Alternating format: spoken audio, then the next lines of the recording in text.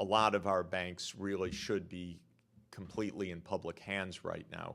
Maybe there would be salvage value for shareholders, but the way that this administration is treating Citibank is not appropriate, in my opinion. To say that this is still a private functioning bank in which 60% of the shares are privately owned and we're keeping close monitoring.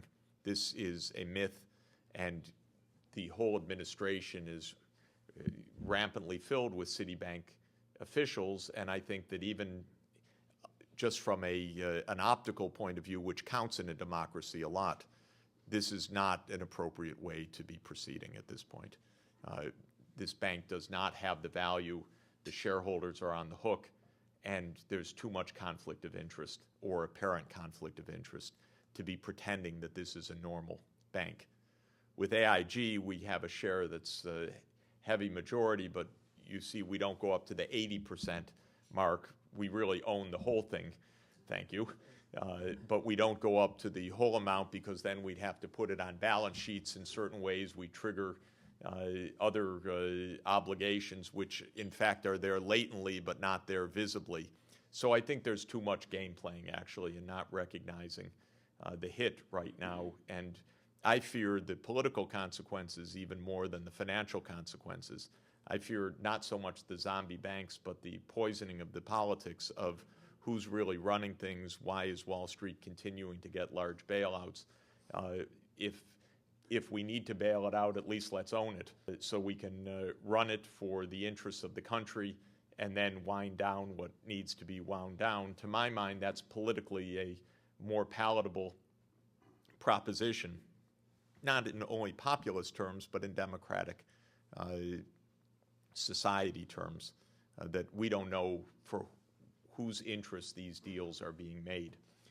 And what shocks me actually is, it shocks all of us, this is nothing personal, everyday decisions of tens of billions of dollars, if not more, are being made by a few people without any democratic oversight to speak of.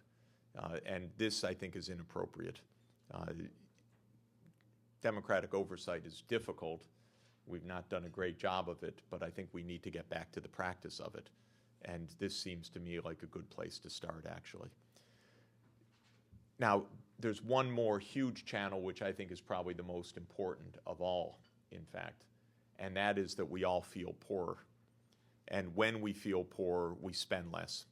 And to my mind, that's probably the single dominant economic reality that we face right now. Of course, there are some very specific, proximate things that can be done. Homeowner relief is treating a symptom, but when you're very sick, you treat symptoms. I mean, homeowner relief doesn't solve the underlying macro crisis, but it helps people to stay in their homes. Second, you reestablish a social safety net. Our country does not have a social safety net to speak of. We are disgracefully bad at this. And we need a national consensus.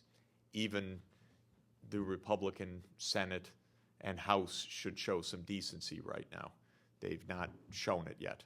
But they should acknowledge that we're all in this together, that they're small government, small tax, nostrums, whatever one else would say, do not apply for people that are hurting badly, that have lost health care, that have no coverage. Medicaid is broke, needs help. People are hungry. People are out of homes. We have a social crisis here.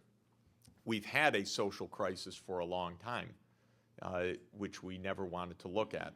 I'll tell you an interesting and, in my view, a damning factoid, which is that the word poor and poverty or poverty did not show up one time in any of the presidential debates. Not one single time. Then comes the macroeconomic challenge. And the macroeconomic challenge is a challenge of, it's a debate, first of all. One idea is try to open up the banking and finance and get consumer spending going again. I have my doubts because we were already overspending and because I don't see this wealth bubble coming back because I regard it as a bubble, not as a reality. The alternative, in my opinion, is that we invest for the future. And what we do is we recognize we are going to consume less. That's not going to turn automatically into investment, but it does leave free, potentially, the resources in our society for investment, because what used to be used for producing consumer goods now really can be used for investing in climate control, in sustainable energy, in rebuilding our infrastructure, in rebuilding our housing, in helping the poor, in protecting the natural environment, and so on.